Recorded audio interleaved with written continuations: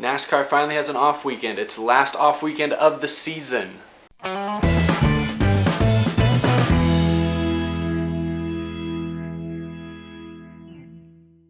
How's it going, everybody? My name is Eric. Welcome to Out of the Groove. Yes, this is still Out of the Groove, so you're not in the wrong place. But maybe I am. No, but in all seriousness, I have now moved from my home back into an apartment now. I've graduated from dorm room last year to an apartment now this year. I'm back in Austin, getting ready for college start. If I'm at the University of Texas at Austin, you know, the Longhorn one. So yeah, I'm in a new room. And I am exhausted because I've been unpacking all my stuff all day long. And in fact, the sun's gone down, so the lighting's a little darker in here than I hope than it usually will be. I'm in like a little cave in here right now. It's weird. And then yeah, my hair's a little bit shorter too, but that's not as important. My background's kind of lame right now. I'll add some stuff to that in the coming episodes, so you know, you're not just going to be looking at a black computer screen for the rest of the season. But anyway, enough about boring housekeeping stuff. We came here to talk about the racing in general, the actual stuff that I'm not doing in here. This isn't a home improvement show. Talking about the race this last weekend, Saturday night, under the lights, Bristol, the night race, my favorite race of the season. And this year, we didn't have as many big sparks like we've seen in the past, no fights breaking out, nobody really getting that angry with each other, but all that being said, I thought it was still a great classic Bristol race. Kyle Busch managed to get the win. It was a race that was dominated heavily by several Toyota drivers. Eric Jones, who I'll talk about a little bit more later in the show, started on pole, led the most laps. He finished second. Kyle Busch, like I said, did win the race. In fact, the top four were all Toyotas. Denny Hamlin was third and Matt Kenseth finished fourth. So like I talked about last week when I picked Kyle Busch to win, so yes, finally got one right, it seems like Joe Gibbs Racing has continued to be dominant on short tracks, at least for the time being. And Kyle Busch wasn't just dominant in the Cup Series, no. Kyle Busch swept the weekend, winning not just one, not just two, but 3 NASCAR National Series events at the same track in the same weekend. He's done it before, but it's still pretty impressive that he's done it again. Say what you will about Kyle Busch, he's clearly one of the most, if not the most talented driver in NASCAR at the moment, possibly in the last 10 years, to be honest. And granted, the Truck Series and Xfinity Series are not the most challenging races for Kyle Busch. He's expected to win those, or at least run top 2 or 3, so those aren't as impressive as they could be. But still, doing it all in one weekend, 3 days in a row, 3 long races, and he won them all. Now, I'm not going to spend this entire episode talking about how great Kyle Busch is, because I know a lot of you guys would hate me for that. But hey, credit where credit is due. He is a talented driver, and he's very good at Bristol. Now, I mentioned him just a minute ago. Eric Jones was the driver who impressed me the most on Saturday night. I talked just a couple weeks ago about how the rookie battle had kind of been in Eric Jones' favor for most of the season, but then in recent weeks, Suarez, I thought, had kind of raced better.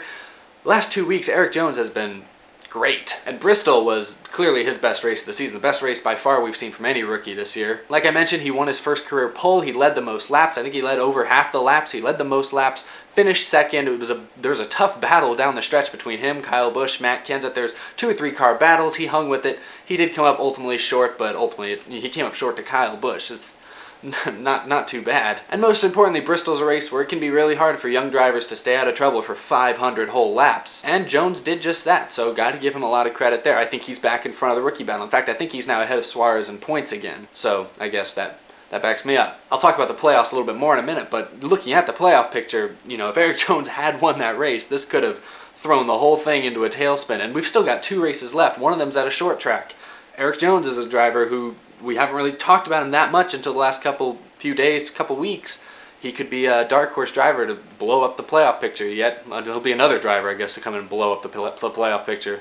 But anyway, my point was that this race at Bristol here was Eric Jones' first real race I've seen from him this season, where he put it together for a full race, had a great car, had a great result out of it, and really raced smart. So it encourages me to see that it proved to me that Eric Jones can win races in the Cup Series in the near future. Now, before I talk a bunch about the playoff picture, I did want to talk a little bit about some other news that's come out in the last week or so. I hope I get all my facts right, that team runs 2 trucks in the Truck Series, and typically they have been very competitive in years past. So this is a big blow in a lot of ways to the Camping World Truck Series. Is it even Camping World? No, who's sponsored? It's not. I think it's Camping World. Geez, I don't even know. I just say Truck Series. We all know that NASCAR's viewership has been a little bit of an issue in years past. They've kind of stabilized a little bit, but there is still an issue here and there. That's why in the last couple of years we've seen more major sponsors leaving than we have seen major sponsors come in. And the Truck Series has definitely been hit the hardest. I mean, think about it. There aren't that many names in the Truck Series. At least in the Xfinity Series, we see a decent amount of Cup drivers in there. A lot of those Xfinity drivers we have seen in the Cup Series before,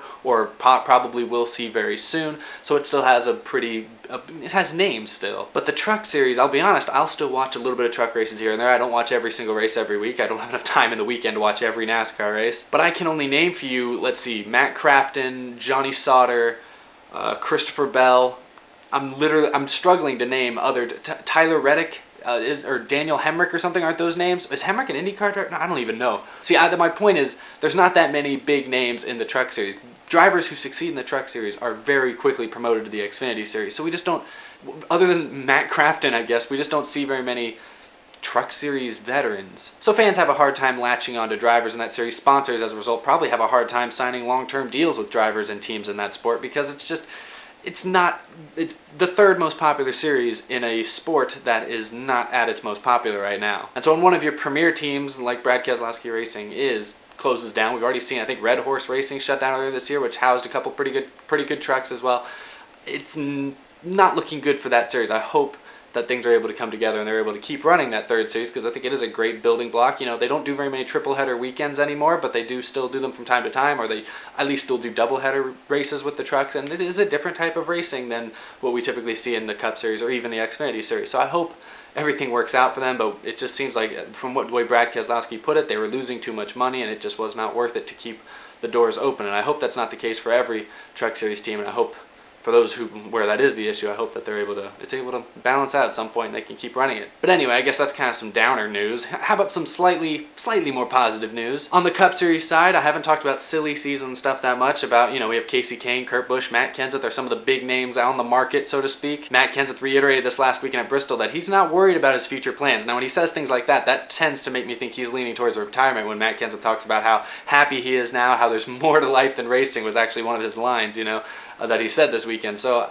Matt Kenseth almost seems like he might have given up on searching for a ride. And who can really blame him? There's not that many good rides out there. So anyway, the news that kind of came out this week was that Furniture Row Racing, who holds the 78 and this year the 77 car for the first time, the 77 is going to be open next year, presumably now that Eric Jones is moving to Joe Gibbs Racing. And it's been talked about for a while, would they keep that 77 car? The plan for Furniture Row Racing was to hopefully keep that 77 car running, but they've said in recent weeks and months that ultimately they lack the sponsorship as of now to do that, or to be able to run that car. They don't have enough sponsorship. I don't know if they have any sponsorships the way they made it sound. So based on that, all signs last few weeks have kind of pointed to, all right, that 77 team is probably not going to be there, which means for those big name drivers like Matt Kenseth, like Kurt Busch, like Casey Kane, that's one less competitive car that they're not going to be able to, drive next year. It's just one less option for drivers that these days really don't have that many options. But there was some positive news from Furniture Row Racing this last week in regards to that 77 car. While again they said that they did not have current sponsorship for it, they did mention that, probably due to the fact that Eric Jones has run so well the last couple weeks,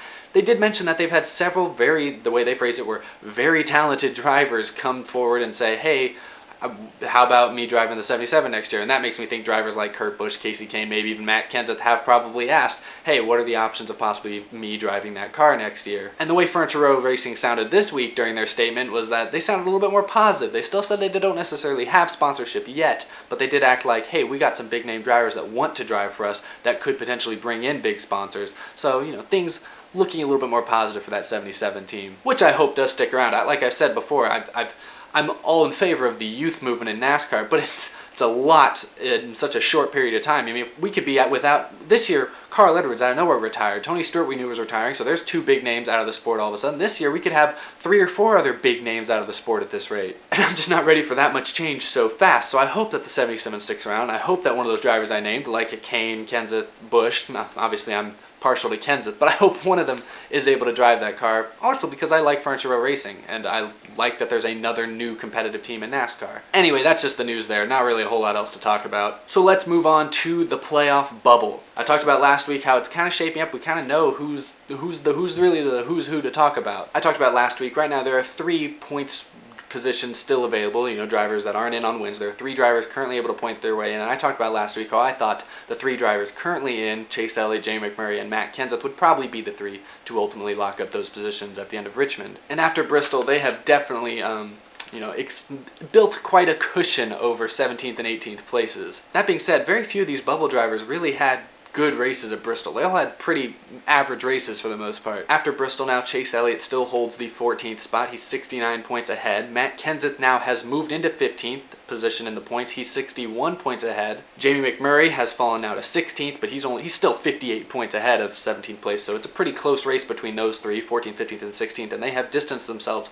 quite a bit from 17th and 18th place, which are Clint Bowyer still in 17th place, and like I say, he's 58 points behind. That's a lot. Probably, at this point with 2 races to go, probably going to need to win to make it. And Joey Logano, who I kind of had high hopes for at Bristol, he's been good there in the past, did not have a great run. He is now like 117 points back, so still in a win or nothing scenario for Logano. Nothing's changed. And now as for my predictions, I'm standing by my predictions. I think Chase Elliott, McMurray, and Matt Kenseth will all make it in. I think of Joey Logano and Clint Bowyer, I think Logano probably has the better chance of winning one of these next 2 races to move himself in. Logano's had success at Richmond in the past. I would go his way, even though they haven't been that good lately. I will say Eric Jones, who's back there, I think he's in 19th place. He's even more points back. He's also going to need a win. I will say Eric Jones might be a heavier favorite over the 2 guys I just named. I know he's a rookie. I know he doesn't have a win yet, but he's been fast the last couple weeks. He was the best car for most of the night here in the short track at Bristol. We got a short track in Richmond coming up, a track where Toyota has been very good in the past. I would venture to say that Eric Jones could be a real dark horse pick in that race. That being said, if I had to put money on it, you've already heard, I would pick Elliott, Kenseth, and McMurray. Chase Elliott's just been a consistent driver. He got caught up in a wreck at Bristol. He finished, I think, 18th as a result. It was a wreck that wasn't really his fault. It was Kevin Harvick just not knowing where he was. But for the most part, I feel like Chase Elliott, he had a little bit of a rough streak earlier this season, but he's been fairly consistent, but not really consistently top 5 or towards the lead. He's consistently around an 8th to 10th place driver. And I'd say the same, I think, about Jamie McMurray. And I talked about this last week. I figure, during the regular season, finishing 8th to 10th place these next 2 races, like Chase Elliott and Jamie McMurray kind of have been doing, I think that's good enough to advance into the playoffs. But once the playoffs start, I don't know if that's really good enough to get past maybe the round of 12. I don't think I'd see either of them getting into the round of 8 as of now, the way they've been running, but I obviously think it could change. Matt Kenseth is interesting because he started this year off he struggled. They had a lot of issues. They had tires blow, they had wrecks, they had issues all over the place. They did not get very many good finishes. They came out of the gates very slow, but the last month and a half, they have not quite been as good as Kyle Busch, but they've been definitely the next best Joe Gibbs racing car. He had another top 5 at Bristol this weekend, and he's also won at these next 2 tracks, Darlington and Richmond. So again, Matt Kenseth, he's been working his way up through the points. A month and a half ago, Matt Kenseth was 17th in points. Since then, he's leapfrogged Bowyer, and now he's worked all the way up to leapfrog McMurray in the standings, and he's right on Chase Elliott's tail. So Matt Kenseth has been on a roll. And like I talked about earlier, you get the feeling Matt Kenseth might have a little bit of a chip on his shoulder to kind of go out a champion or go out with a bang, so to speak. He doesn't have a win yet this year, but he's been very close at a couple of tracks. Like I say, he's been very good at Darlington and Richmond in recent years. So I still think Matt Kenseth is definitely a lock to make the playoffs. I think he's going to make the playoffs probably on points. I don't know that he's going to get a win. Richmond maybe. But unlike McMurray and Elliott and some of those, and Logano and Bowyer, I do think when the playoffs start, assuming Matt Kenseth does make it in, he's a driver that I don't think is Championship 4 ready yet, but I think he's a driver that can at least contend for a round of 8 position, and who knows, if they continue to get better and get to the level Kyle Busch is at right now, then yeah, they could be a championship contender. We forget sometimes that Matt Kenseth 2 years ago in 2015 won 5 races, and just last year, he was 1 restart away at Phoenix from making it to the Final 4, so the guy can still race for championships. It's just going to come down to, is he good enough to beat his 2 teammates, Kyle Busch and Martin Truex Jr., because I don't know anyone's going to beat those 2 these days. But anyway, that is my show. That is all I really have to talk about. I'm not going to talk about Darlington yet because we have this weekend off, and I'll have next week's show to talk mostly about Darlington and whatever hijinks, whatever news comes out this weekend. I'll take a look at some of the Darlington throwback schemes for next week's episode. It's going to be a fun week. It's going to be a great race weekend in 2 weeks, I guess. But yeah, thank you guys for watching. Hopefully you don't hate the fact that I have a new background that's kind of boring right now, but like I said, it'll get better. Hopefully you don't hate that my hair is a little bit shorter than it was. I hope you don't hate that. I don't think you would, but if you do, I hope you're able to get over it. I don't know what I'm talking about. Anyway, that's my show. That's all I got. Thanks for watching, guys. Thanks. You can click on the links down below. You can check out my videos on the side. I released a Cars 3 video last week that has really, the support on that video has been amazing, so thank you guys. Any of you who watched it or shared it, I really appreciate that. That's probably on the side somewhere. Dex season 8, race number 7. I've hit a little bit of a delay just because I was moving in, and now that I'm in the apartment, the next few races are going to be a little bit slower to come out because I have to make them in this little apartment and have to go to school down there somewhere, and it's gonna be a lot of work. But race 7 will be out tomorrow probably. I basically finished editing it. I just had to literally unplug my computer, bring it all the way here, and now plug it back in and get everything set up and finish editing. So I've kind of had a rough time there. But anyway, race 7 will be up very soon. W Cup Series will continue. Out of the Groove will continue. Our lives will continue. So thanks for watching, guys.